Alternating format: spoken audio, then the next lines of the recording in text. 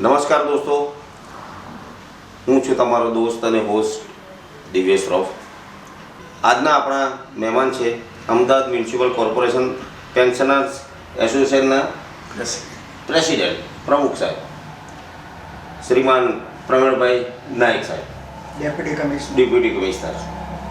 હાલ તો રિટાયરમેન્ટ છે. કોર્પોરેશનના પેન્શનર્સ માટેના દર વર્ષે પ્રોગ્રામ કરે છે અને એમના માટે ઘણું બધું કામ કર્યું છે. તો નાયક સાહેબ, આપણે તમે કેટલા વર્ષોથી આ સંસ્થા સાથે જોડાયેલા છો? મ્યુનિસિપલ કોર્પોરેશન સાથે તો હું લગભગ 40 વર્ષ જોડાયેલો રહ્યો. જી. કોર્પોરેશનમાં શરૂઆત જોબની કરી એ 18 વર્ષની ઉંમરે હું જુનિયર ક્લાર્ક તરીકે કોર્પોરેશનમાં એન્ટર થયો. જી. ત્યારબાદ ખાતાકીય પરીક્ષાઓ આપીને અને એ રીતે છેલ્લે કોર્પોરેશનની જે હાઈએસ્ટ પોસ્ટ કહેવાય કર્મચારીઓ માટેની, એ ડેપ્યુટી મ્યુનિસિપલ કમિશનર સુધી પહોંચ્યો. એ પહેલાં પણ પ્રોપર્ટી ટેક્સ ડિપાર્ટમેન્ટના હેડ ઓફ ધ ડિપાર્ટમેન્ટ તરીકે, ઓક્ટ્રોય ડિપાર્ટમેન્ટના હેડ ઓફ ધ ડિપાર્ટમેન્ટ તરીકે કામ કર્યું અને ઝોનના ડેપ્યુટી મ્યુનિસિપલ કમિશનર તરીકે ઉત્તર ઝોન લગભગ મેં 10 વર્ષ સંભાળ્યું, કે જ્યાં નવો વિસ્તાર કોર્પોરેશનની હદમાં સમાવાયેલો, એટલે પ્રાથમિક સુવિધાઓનો બિલકુલ અભાવ. જી. ખાળ કૂવા, ગટરો નહીં, ખાળ કૂવા, પાણીના સ્ટેન્ડ પોસ્ટ, વ્યક્તિગત કનેક્શનો નહીં, ઘણી બધી સમસ્યાઓ. એ લગભગ કેટલા વર્ષ પહેલાં, એટલે આ ખાળ કૂવા અને બધી સમસ્યા, હા, એ લગભગ હું વાત કરું છું 1990ની. ઓહો. એ 90ની આસપાસમાં જ્યારે સૈજપુર, સરદારનગર, કુબેરનગર, ઠક્કર બાપાનગર આ બધા વિસ્તારો સમાયા, ત્યારે એ સમયમાં ખુલ્લી ઓપન ગટરની નીકો, પાણીની પણ એવી વ્યવસ્થા નહીં, રોડ નેટવર્ક નહીં, ડ્રેનેજ સિસ્ટમ નહીં, ડ્રેનેજની સિસ્ટમ પણ નહીં. આ બધા વચ્ચે કામ કરવું એટલે બહુ જ મુશ્કેલ કામ. બીજી બાજુ કોર્પોરેશનને ફંડ્સની પણ મર્યાદા હોય, એટલે એ સંજોગોમાં બને એટલું બધા વચ્ચે સંકલન કરી અને મેક્સિમમ કામ કરવાનો પ્રયત્ન કર્યો. અને અભિગમ હંમેશા પ્રજાલક્ષી રાખ્યો કે પ્રજાને શું જોઈએ છે અને કોર્પોરેશન વધારેમાં વધારે કઈ રીતે આપી શકે, એ જ સમજવાનો અને જાણવાનો પ્રયત્ન કરીને એમ કરવાનો પ્રયત્ન કર્યો. મ્યુનિસિપલ કોર્પોરેશનમાં તો તમે ઘણી બધી સેવા આપી છે. આ સિવાય બીજી કોઈ સંસ્થાઓમાં તમે સેવા આપી છે? મ્યુનિસિપલ કોર્પોરેશનમાં જ્યાં સુધી કામ કર્યું ત્યાં સુધી મારો અભિગમ હંમેશા પ્રજાલક્ષી રહ્યો. પ્રજાને જ્યાં જ્યાં તકલીફ પડે નગરજનોને, એનો વહેલામાં વહેલો ઉકેલ આવે એમની તકલીફનો, એ દિશામાં કામ કર્યું. ત્યારબાદ રિટાયરમેન્ટ પછી 2 વર્ષ લગભગ મેં મેયરના એડવાઇઝર તરીકે કામ કર્યું, મેયરશ્રીના. જી. ત્યારબાદ જાયન્ટ્સ ઇન્ટરનેશનલ નામની એક સંસ્થા છે, NGO, એમાં પણ 2 કન્વેન્શન, ઇન્ટરનેશનલ કન્વેન્શન કર્યા અમે અમદાવાદમાં, જેમાં લગભગ 2000થી વધારે delegates all over India and એબ્રોડથી આવે. મોટા સેલિબ્રિટીઝ આવે, સિને જગતની સેલિબ્રિટીઝ પણ એટેન્ડ કરે. એવા 2 કન્વેન્શન કર્યા અમદાવાદમાં. એ સિવાય અનેકવિધ જાયન્ટ્સની પ્રવૃત્તિઓમાં સાથે રહી અને ગુજરાત લેવલે અનેક પ્રવૃત્તિ કરી. આ સિવાય પણ મારી કોમ્યુનિટીમાં પણ હું અમદાવાદમાં પ્રમુખ તરીકે રહ્યો, લગભગ 20 વર્ષ કામ કર્યું.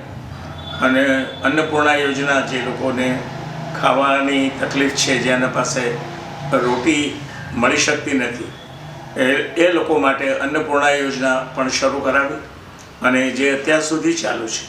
એ સંસ્થામાં મેં લગભગ 20 વર્ષ ઉપરાંત પ્રમુખ તરીકે કામ કર્યું. પેન્શનર્સ એસોસિએશનમાં પણ હું છેલ્લા 25 વર્ષથી પ્રમુખ છું. બધાને વિનંતી પણ કરું છું કે હવે છોડો, ઉંમર થઈ છે, પણ એ બધાના પ્રેમથી અને લાગણીઓને વશ થઈ અને ચાલુ રહેવું પડ્યું છે. આનંદ છે, પેન્શનર્સના નાના મોટા કામો થાય છે, એ લોકો બધા સાથે મળીને વાર્ષિક મિલન સમારોહમાં આનંદ કરે છે. એ મારા માટે એક મોટો આનંદનો વિષય છે. આ સિવાય પણ પૂર્ણાનંદ આશ્રમ અમદાવાદમાં છે, હરદ્વારમાં છે, એમાં પણ હું ટ્રસ્ટી છું. બીજી નાની મોટી સંસ્થાઓમાં પણ ક્યાંક ને ક્યાંક છું. હવે ઉંમર થઈ છે એટલે બધેથી ધીરે ધીરે ફારેક થવાનું શરૂ કર્યું છે. કારણ કે કામ થાય નહીં અને હોદ્દો સાચવીને બેસી રહીએ એનો કાંઈ અર્થ નથી. નવા આગંતુકોને, યંગસ્ટર્સને ચાન્સ આપવો જોઈએ એવું મારું અંગત મંતવ્ય છે. અને કામ કરે, એનો ઉત્સાહ વધે, એ પ્રમાણેની પ્રવૃત્તિ થાય તો કોઈ પણ સંસ્થા અવશ્ય પ્રગતિ કરે, એમાં કોઈ શંકા નથી. નાયક સાહેબ, આટલી બધી સફળતાનું કોઈ રહસ્ય તો હશે જ. સફળતા તો કઠોર પરિશ્રમનો કોઈ વિકલ્પ નથી. જ્યાં પણ કંઈ કામ કર્યું ત્યાં દિલ દઈને કર્યું, પૂરા કમિટમેન્ટથી કર્યું. કોર્પોરેશનમાં કામ કર્યું તો પણ એમ લાગે કે આ મારી સંસ્થા છે, બગડે છે તો મારું બગડે છે. જે કોઈ સંસ્થાઓમાં કામ કર્યું ત્યાં આ જ અભિગમ રહ્યો કે સંસ્થા એટલે હું અને મારી અંગત, અને મને અંગત ફાયદો કે નુકસાન થાય એની હું ચિંતા કરું. એટલી જ ચિંતા હંમેશા મેં જે સંસ્થાઓમાં કામ કર્યું એ બધી સંસ્થાઓ માટે કરી છે. જ્યાં તમે નોકરી ચાલુ હતી તો પણ આ જ કામ કરતા હતા, તો કલાકો વધી જતા હશે સાહેબ? હા, લગભગ સવારે 8-8:30 નીકળું, રાત્રે 8:30-9 સામાન્ય. કદાચ સંજોગ એવા બને કે ઘણી વખતે રાત્રે 12 વાગ્યા સુધી, 2 વાગ્યા સુધી, કદાચ બીજે દિવસે સવારે ઘરે આવીએ એવું પણ બને. જ્યારે અમદાવાદ શહેરમાં ખાસ કરીને ઉત્તર ઝોન મારી પાસે હતો ડેપ્યુટી કમિશનર તરીકે, તો ચોમાસાની સિઝનમાં એ બધો જ વોટર લોગિંગ એરિયા હતો કે જ્યાં મોટા પ્રમાણમાં પાણી ભરાઈ જાય અને લોકોના જાનમાલને નુકસાન થાય.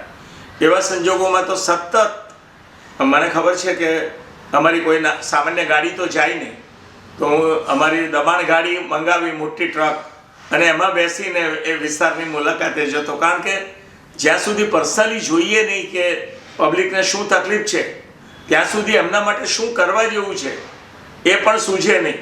ખાલી ઓફિસમાં બેઠા બેઠા ઓર્ડર કરીએ કે આમ કરી નાખો, તેમ કરી નાખો, એથી પ્રશ્નોનો નિકાલ થતો નથી. માટે સ્થળ ઉપર જઈને બધાની સાથે રહીને કલાકો સુધી કામ કરીએ, એમની સાથે વાતચીત કરીએ, એમના પ્રશ્નોને સમજવાનો પ્રયત્ન કરીએ, એમની મુશ્કેલીઓને સમજવાનો પ્રયત્ન કરીએ. સાથે સાથે કોર્પોરેશનની પણ અનેક મુશ્કેલીઓ હોય છે કે મર્યાદાઓ હોય છે.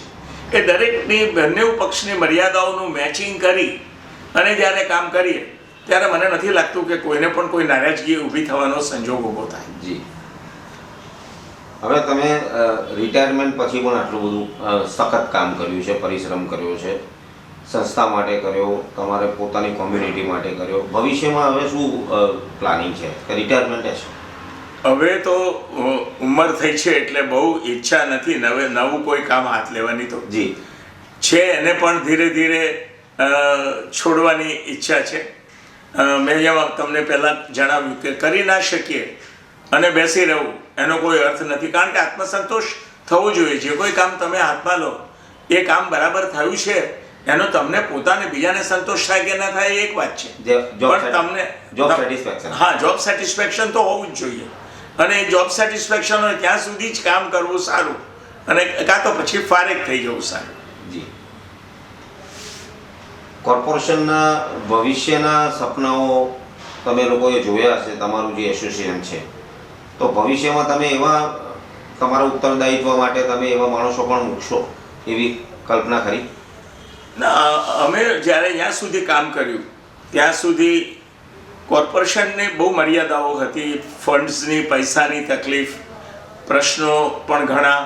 શરૂઆતમાં બધું ઊભું થતું હતું, નેટવર્ક, પાણીનું, ગટરનું, રસ્તાઓનું બધું, એટલે મુશ્કેલીઓ અનેક હતી.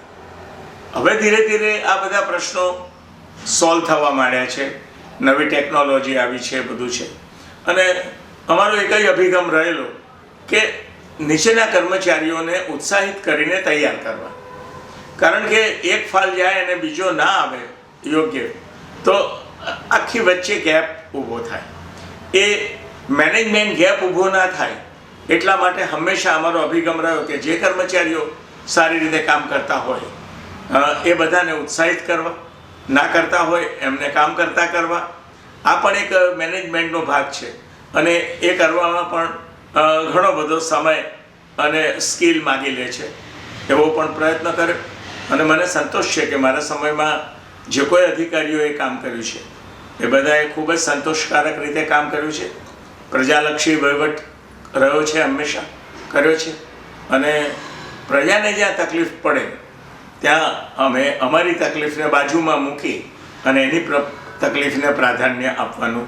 ઠીક છે. તો દર્શક મિત્રોને તમે શું સંદેશ આપશો કોર્પોરેશનની સંસ્થા માટે? સંસ્થાની અને પ્રજા એ બે વચ્ચેનો જે સમન્વય થવો જોઈએ, જી, એ સમન્વય ના હોય તો તંત્ર પણ કામ કરી શકતું નથી અને પ્રજાને એ તંત્રના કામના લાભ પણ મળતા નથી. કોર્પોરેશનની પણ કેટલીક મર્યાદાઓ હોય છે. જેમ અમે કહેલું વોટર લોગિંગ હોય, આ ગટરના પ્રશ્નો હોય, તો એ બધામાં લોકો ગટર ઉપર બાંધકામ કરી દે, પાણીની લાઈન ઉપર બાંધકામ કરે, ગેરકાયદેસર કનેક્શનો લે. આ બધા ઘણા કારણોસર ગટરોને નુકસાન થાય અને વોટર લોગિંગ બેક મારે, ગંદુ પાણી રસ્તા ઉપર આવે. તો પ્રજાની પણ એ ફરજ છે કે એ લોકોએ પણ કોર્પોરેશનની સેવાઓ યોગ્ય રીતે લેવી જોઈએ અને એનો ઉપયોગ પણ મર્યાદિત પ્રમાણમાં જરૂરિયાત પ્રમાણે કરવો જોઈએ. તો સાહેબ, આપણે જનજાગૃતિ માટે કે અવેરનેસ માટેના પ્રોગ્રામો રાખતા હશો કોર્પોરેશન તરફથી? ખાસ કરીને અમે લોકો રાઉન્ડ વધારે લેતા હતા પબ્લિક સાથે. દરેક વિસ્તારમાં અમે જઈએ. જ્યાં સુધી મેં કામ કર્યું છું, મારી વાત કરું છું, ખાસ કરીને વધારે ટાઈમ અમે ફિલ્ડ ઉપર આપતા અને જ્યાં સુધી રૂબરૂમાં જઈએ નહીં, સમજીએ નહીં, વાત કરીએ નહીં, ત્યાં સુધી ખરેખર વેર ધ શૂ પિન્ચીસ એ ખબર પડે નહીં. ઓફિસમાં બેસીને માત્ર ઓર્ડર કરવાથી કે સાંભળીને નિકાલ આવી જતો નથી, પણ હકીકતમાં તમારે પ્રશ્નના મૂળ સુધી જવું પડે. એને રૂટને વ્યવસ્થિત કરવા માટે શું જરૂરી છે એ પણ જોવું પડે. તમારા કર્મચારીઓની ક્ષમતા, કોર્પોરેશનનો ફાઇનાન્સ, આ બધાનો સમન્વય કરવો એ એક બહુ મોટું કામ છે અને એ સમન્વય થાય દરેકનો સરસ રીતે તો જ એમાં સફળતા મળે. બાકી કોર્પોરેશનના તંત્ર પાસે કામ લેવું અને કરવું એ ખરેખર બહુ જ મુશ્કેલ કામ છે. નાયક સાહેબ, તમારી સાથે કોર્પોરેશનને લગતી ઘણી બધી માહિતી અમને મળી, દર્શક મિત્રોને પણ મળી. તો ફરી મળીશું આવા જ એક મહેમાન સાથે. ત્યાં સુધી tata bye bye. M achievers YouTube channel આપનો હાર્દિક આભાર માને છે. Thank you very.